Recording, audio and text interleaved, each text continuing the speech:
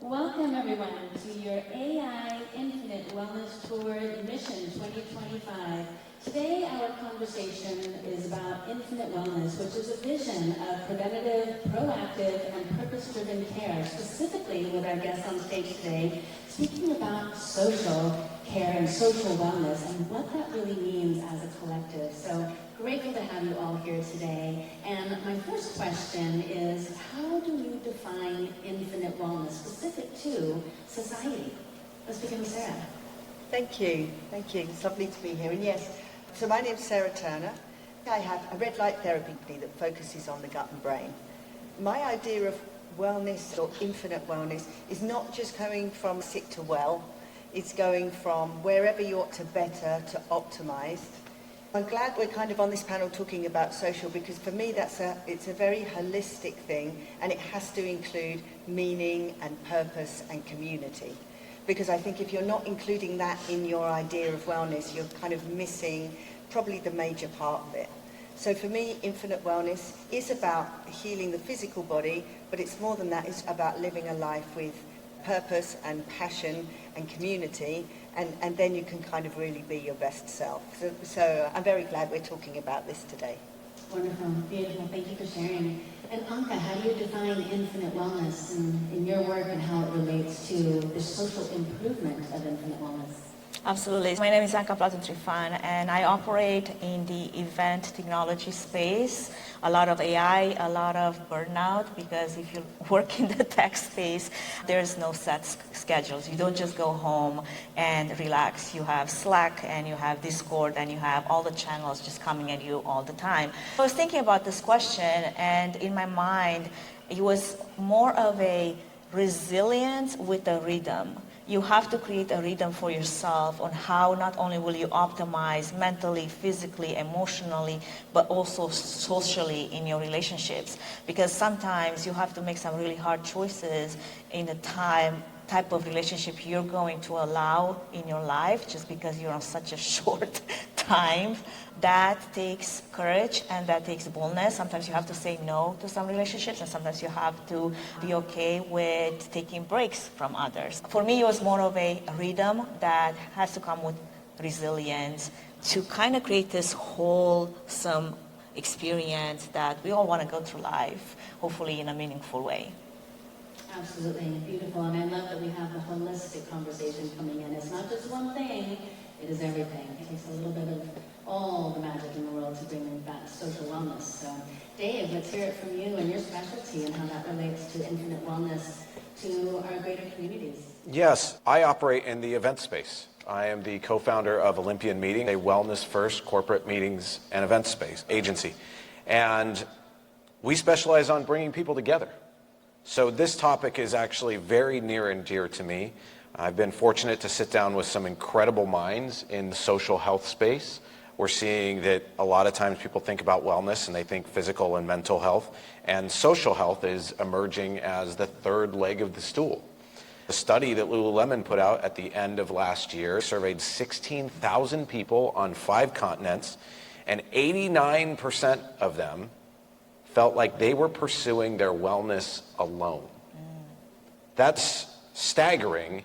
I remind my fellow event professionals who their job is to bring people together to ensure they're actually making real connections. The recommendation from the experts is connection before content when you go to an event. You should have some new friends when you leave. We have a direct opportunity to bring that number down from 89%. That's our job. We get to make people's lives better. To me, it's not a physical or mental health. It's talking about all 3 of those things. Beautiful. Thank you, Dave. And Ryan, with infinite wellness and how you share that and bring it, how do you see that affecting our society as a whole? We know that all healing takes place from the inside out, first and foremost, but that change doesn't just stop at the boundaries of our skin. We know we can measure the frequencies of our heart 8 to 12 feet away. So it is a very real measurable impact that how you are affects the field around you. Wellness, love is contagious just as anger, frustration, and hate. One of the books I'm working on right now is called Disconnection Syndrome. Right now we're disconnected from our senses, from each other, from our purpose, from our food and our diet. So this disconnection syndrome leads to a situation where everyone feels they're alone. That's not the truth, but the truth is irrelevant when you don't feel well. Someone can come to you and tell you the exact right thing and the advice you need to hear, but depending on your state of how you feel and who you are now is going to determine how you receive that message. So that's why I work a lot with the tongue, because the tongue is the organ of perception, reception, and expression. So it all starts there. We can all learn to bite our tongue, hold your tongue, and use your tongue wisely inside yourself, and watch as that change spills out into your community, into your home, and into the spaces. I'm a big advocate for creating wellness spaces where we can gather together, democratize access to advanced healing technologies, and reduce the barrier of entry, not only financially, but reduce the burden of entry when it comes to the intimidation of this new technology and healing. So I've been blessed to consult to a number of different places with that concept of creating more of a home-style vibe to get people engaged. That'll really help to allow more people's access to the brilliant technologies that we're seeing here at the conference today. And so let's talk about that a little bit, and bringing in a holistic combination of technologies and how that would help to have a greater social positive impact in having more accessibility to these technologies. And Sarah, you mentioned about red light therapy. How does that work with more than just one person or one issue? Does it apply to different situations or healings? And perhaps give us a testimonial that is favorite of yours. Sure, yeah, well, this is my whole thing. Red light therapy is this holistic healing. You know, as we've said, if you're not well, it's very difficult to be receptive to other kinds of messages. So we need to raise our general wellness, and red light therapy does that. I specialise particularly in gut and brain wellness because I think everything starts in the gut. Also, if you can clear brain fog, you can think clearly, you can make better choices.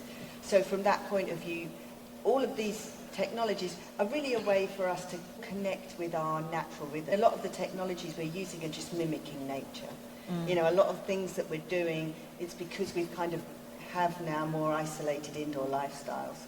And really what we need to think more about how our ancestors would have lived. Red light therapy is mimicking sunrise and sunset. Sitting around the fire, fire is infrared light.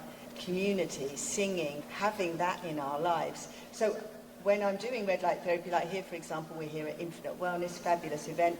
I'm doing sessions where everybody sits in a circle and we do the red light therapy and we do a breath work and a meditation together, because I'm simulating that, you know, our ancestors would have had that storytelling around the fire, doing things in community. I think these technologies are great.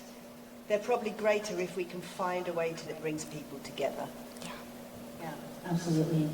Share with us a little bit more about that and how we can bring these to more accessibility to more people so we can really see a greater social improvement. So in the space that I operate in, event technology, where we put on events, we produce events, and then technology is a big part of that for different elements. One thing that it's become even more apparent, especially in the age of AI, is the idea of communion and being together. And I love that, like when you were describing this picture of being around the campfire, it already brings back so many memories from my childhood. We used to do that, right? So in the event space where I operate, there's a lot of high performance, a lot of demand, a lot of high achievers, and a lot of A-type personalities, very strong-willed people that will drive themselves into the ground just to get things done. The last thing that they think about is how am I going to take care of this one vessel that I've got. To be okay with taking time for yourself, to be okay with saying no to this other event, this other opportunity, this other thing that's coming down the pipeline, and go and do a session of red light or go and engage in some kind of experience that will elevate your wellness. Personally, I block my calendar so I can go and work out. That's a non-negotiable for me because I know it helps my body feel better, especially on days when I feel overstimulated, overstressed, the cortisol levels are high, the demand is so high. The focus of my Fit for Events framework, I've invested quite a bit of time encouraging those high performers to be okay with saying yes to themselves and no to other opportunities, even financial opportunities. Yes, well, we spell wealthy, W-E-A-L-T-H-Y, sometimes in finance, but in true wellness, it's W-E-L-L-T-H-Y. Absolutely. Right? The wealthiness of our life and the choices we make for our body so that we can then be prosperous in all ways. Thank you. So Dave, tell us a little bit, I am interested about the micro communities of the corporate events that you have, taking it from your previous comment of those feeling lonely or alone, and what you then bring to a corporate event. How do you see that impacting on a larger, greater scale, the positive benefits that you see from your smaller events and how we could really bring that to a macro perspective? Yeah, I think one of the things, Anka and I know each other, we work together a lot. Event tech can really help bring down the barrier of connecting with other people. If you use technology correctly, you can facilitate introductions, you can help your participants find other participants who have the same values, who have similar likes, who have similar potential dislikes, whatever, however you want to spin it, but you can help ensure those connections are made. If you don't have the budget for tech, that's where wellness comes in. Wellness at corporate meetings and events is an opportunity to create really genuine third spaces. And I don't know if anyone is familiar with the term third spaces. It's not work, it's not home. That's the third space. And even though a work conference can feel like work, you can take advantage of that. You might have a body weight boot camp first thing in the morning, and all of a sudden the executive isn't just the executive, and the person who sits at the front desk isn't the front desk person. They're two humans in a class. They're all working out together. A friend of mine calls it sweat working. And the person at the front desk might really outperform that executive. That executive sees them differently, and that front desk person sees the executive differently, and they see each other as people again. I think one of the things that's really interesting is if you look at some of the stuff happening in the wellness space, there's this new brand called Othership. They started in a guy's backyard in Toronto. He moved to a new neighborhood. He put a horse trough in his backyard, filled it with ice, and put on a Facebook group, hey, if you want to use my cold plunge, come on over. Just tell me what time. I'll leave the gate open. Now they have 4 actual venues. They do sauna for 60 people at a time, and it's not just 60 people that walk in. It's an actual group fitness class, kind of like what you were talking about beforehand. So by leveraging these opportunities to bring people together on a human level at corporate meetings and events like this conference, you really can make a difference in people's lives when they leave. Absolutely beautiful. Thank you for sharing. And that is very relevant to what you do, Ryan, right? And you're healing homes, the way of healing homes with sharing technology, with having more communal events so that we can really help to impact more people in less time. How does AI have a play on that for us? It could reduce the barrier of resistance towards being honest with yourself. Because the appropriate usage of AI is to see it as the mirror. It's going to be reflecting back at you, utilizing it as a tool to be able to express, here's what I'm going through. I want to go work out, but man, I'm so tired. Say that into your AI. Have this dialogue. Hers will tell you, just shut up and go. Right. To reduce the barrier of entry, just having the conversation. It's all about dialogue and connection and communication, intrapersonally as well as interpersonally. As we learn to work with any level of intelligence here on this social level or intelligence when it comes to AI, it's still all electromagnetic. As Sarah was saying, like we used to go back and the fire was red light therapy, but it's also infrared. Our bodies are infrared. Body heat isn't just heat. We emit a very specific band of infrared that some scientists call biogenetic radiation, meaning it's responsible for the genesis of life on Earth. So every human being is a walking emitter of life-giving infrared. This is why I'm really into social saunas right now, and I'm doing research with the Relax Sauna company because they're the only ones making infrared in the exact band that we make. So in New York, where Othership is, they've got an amazing facility. We're working on building out some social saunas that not only use these kinds of generators, but more importantly, how do we add reflectivity to the walls in this particular bandwidth? So therefore, when we're all sitting in a room together, my infrared is coming off of here and it's bouncing off you, and our entire field becomes one. So the elegant use of AI is to realize that it's mirroring not only you individually, but us socially.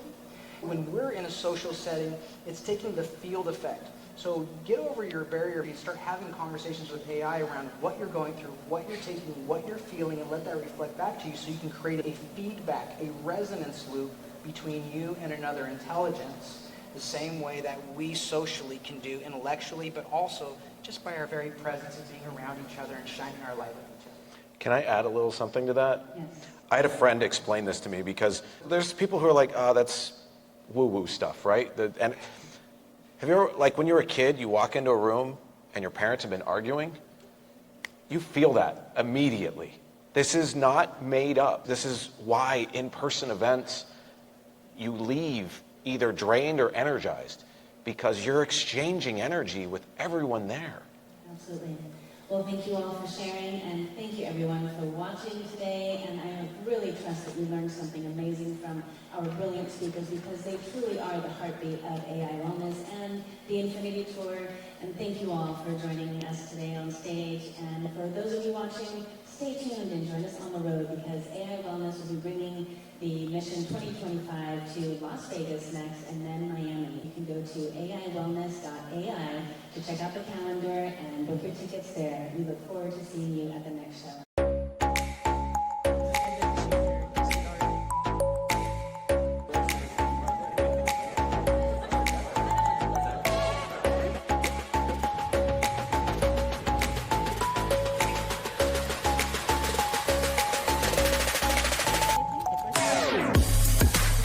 This water. A thicker water, it tastes fresher, it's more pure.